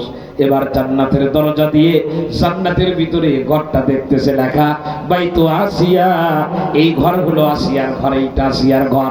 এত সুন্দর করে বানানো। এই যে ভাইয়ের বাড়িতে খানা খাইলাম, বারবার বলতেছি ভাই জান আপনার রুমটা অনেক সুন্দর, তার কারণ সুন্দর জিনিস দেখলে অনেক কষ্টের কথা মানুষ ভুলে যায়। প্রচন্ড কষ্ট বয়ান করতে পারবো কি না পারবো। মাগরিবের নামাজের পরে চা বানায় খেলাম, আর আল্লাহরে বলতেছি আল্লাহ বসা গলাটাকে ভালো বানায় দাও, এই মানুষগুলো বয়ান শুনবে। কতদিন ধরে মাইকিং করেছে, কত মানুষ আসবে, বয়ান শোনানো দরকার। অনেক মনের ভিতরে ভয় ছিল, কণ্ঠ খুলবে কিনা, কথা বলতে পারবো কিনা, কিন্তু বিশ্বাস করে অশিক্ষিত মানুষ হতে পারেন, খেটে খাওয়া মানুষ হতে পারেন, রাজধানীর মানুষের সঙ্গে চলেছি, অনেক বড় বড় মানুষের সঙ্গে চলেছি, কিন্তু আপনাদের উপস্থিতি যখন আমার চোখের সামনে, আমার বন্ধ গলাটা আনন্দের কারণে খুলে গেছে, আমার আল্লাহ ভাঙা কণ্ঠ দিয়ে আওয়াজ বের করে দিয়েছি। ভালো জিনিস দেখলে কষ্ট লাঘব হয়। হাজার কষ্টের পরে একজন মা যখন সদ্য ভূমিষ্ঠ বাচ্চাটাকে চোখের সামনে দেখে, নাড়ি কাটার কষ্ট আর দীর্ঘ 9টা মাস পেটে ধারণ করেছে, সেই কষ্টের কথা প্রথমবার তাকানোর সঙ্গে সঙ্গে ভুলে যায়। বিবি আসিয়া এখন দোয়া করে দিয়েছেন, আর জান্নাতের দরজা খুলে বিবি আসিয়ার ঘর দেখানো হচ্ছে। বিবি আসিয়া জান্নাতের ঘর দেখে এমন আনন্দের মধ্যে ডুবে গেছে, আল্লাহ পাক তখন মালাকুল মউতরে বলে, ও মালাকুল মউত, আমার বান্দি আসিয়া ওই তো আনন্দের সাগরে ডুবে গেছে, এখন তুমি যাও তার রূহটা বের করো, সে বুঝতে পারবে না। এবার রূহ বের করা হলো, বুকের উপরে পাথর, যে কষ্ট অনুভব হওয়ার কথা, ওই জান্নাতের ভিতরে ঘর দেখতে দেখতে সেই কষ্টের কথা ভুলে গেলেন। জান্নাতের ঘর দেখতে দেখতে বিবি আসিয়া দুনিয়া থেকে রওনা হয়ে গেলেন। এ আমার যুবক বন্ধুরা, ইসলামের জন্য যদি জমিনের মধ্যে এক পা জায়গা ছেড়ে দিতে পারো, জান্নাতের ভিতরে 1000 পা জায়গা আল্লাহ পাক ব্যবস্থা করে দিবে। হাদিসের ভিতরে নবী আমার বলেন, মান তারাকা শাইয়ান লিল্লাহি আতাহুল্লাহু ফাওকা মা ইয়াতামান্না। এই জমিনের মধ্যে নবী আমার বলেন, আমার কোন উম্মত যদি আল্লাহর জন্য কোন জিনিস ছেড়ে দেয়, আল্লাহ রাব্বুল আলামিনের নবী বলেন, সে যা চিন্তা করে নাই, এই জমিনে তার যে চাহিদা ছিল, চাহিদার থেকেও ভালো জিনিস আল্লাহ পাক তাকে দান করে দিবে। দুনিয়ায় ঘুম পড়েছো, ফজরের আজান হয়ে গেল, মুয়াজ্জিন বলতেছে আসসালাতু খায়রুম মিনান নাওম। আরামের ঘুম ভেঙে আসো, মসজিদে আসো, নামাজ পড়ো।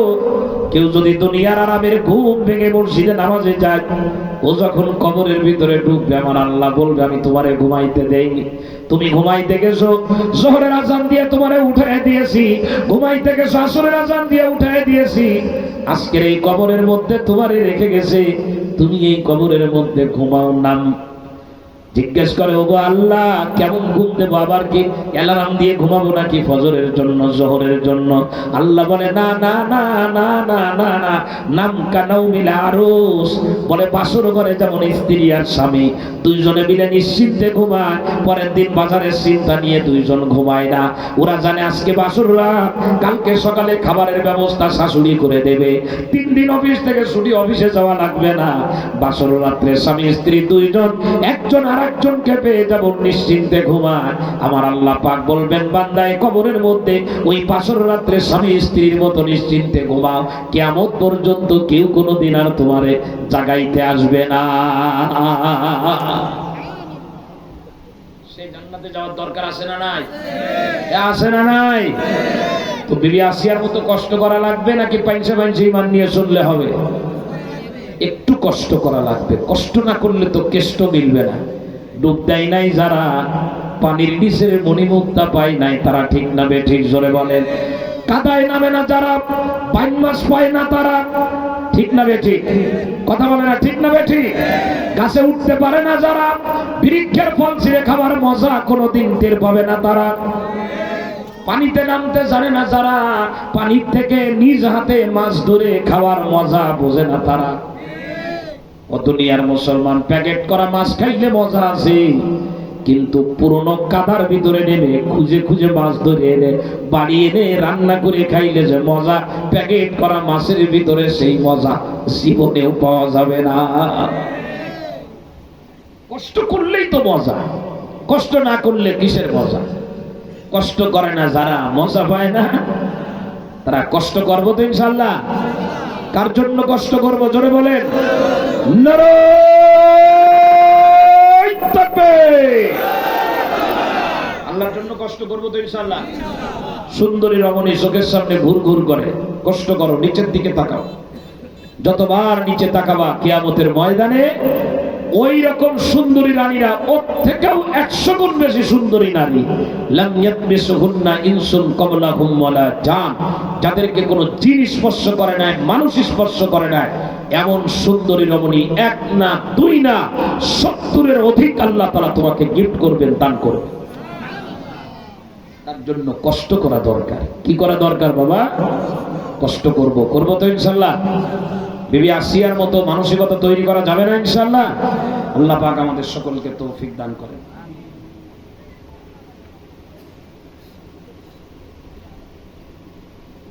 যে বাংলা পড়ছে তো আমার দ্বারা পড়া সম্ভব না। মাবেনদের সংখ্যা কি পড়েন তো আপনি পাশেন, পড়েন না কি?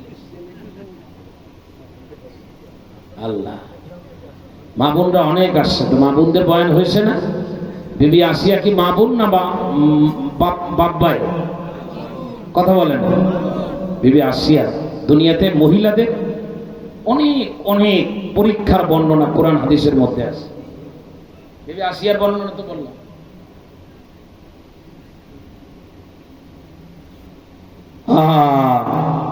আমার মোবাইল ওরে আল্লাহরে আল্লাহ নিয়ে জানি তো। সেদিন এক জায়গায় ওয়াশ করতে গেছি, ওয়াশ করে দিয়ে আমার সে স্যান্ডেল নেই।